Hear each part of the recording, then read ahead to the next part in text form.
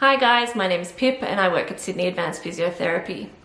Most people don't know how to squat well, and when we first start assessing people's squats when they come in and see us in the clinic, there's often a few things going wrong. So if you can't squat well, you're not getting the benefit of doing that exercise, and sometimes people are actually making things worse because the thing that they're doing when they're squatting can be pretty interesting. You can easily irritate your knees or your lower back doing squats, so it's really important that you try and do them well.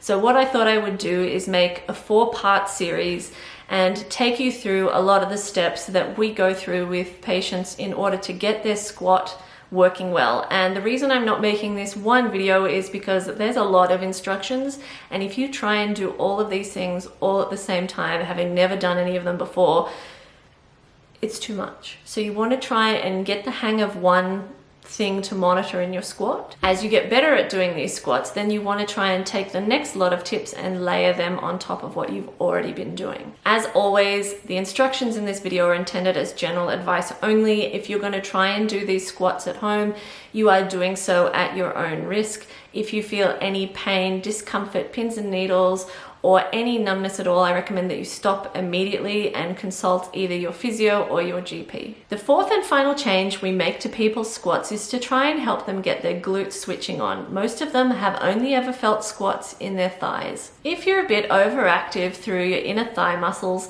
it can make your pelvic floor tight. It can upset your hip alignment, which can lead to cartilage tears, and it can make it really hard for your glutes to turn on, which commonly leaves your lower back vulnerable. Start by finding the glutes up at the top of your pelvis. Do 1 or 2 squats and see if you feel any activity. It might be delayed or absent, or sometimes one side turns on before the other. All of these situations are problematic for various reasons. What you want to try and do is soften your inner thigh muscles.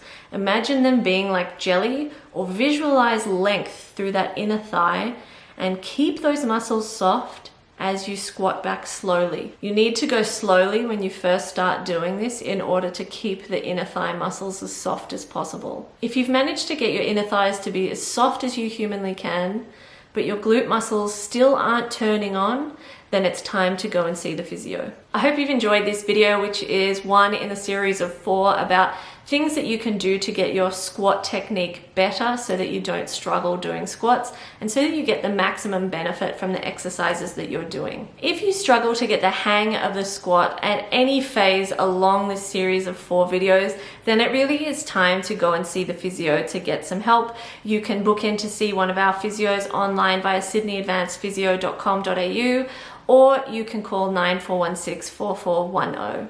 Please let us know below in the comments if you have any questions or any other videos you would like to see, and thank you so much for supporting Sydney Advanced Physio on Patreon.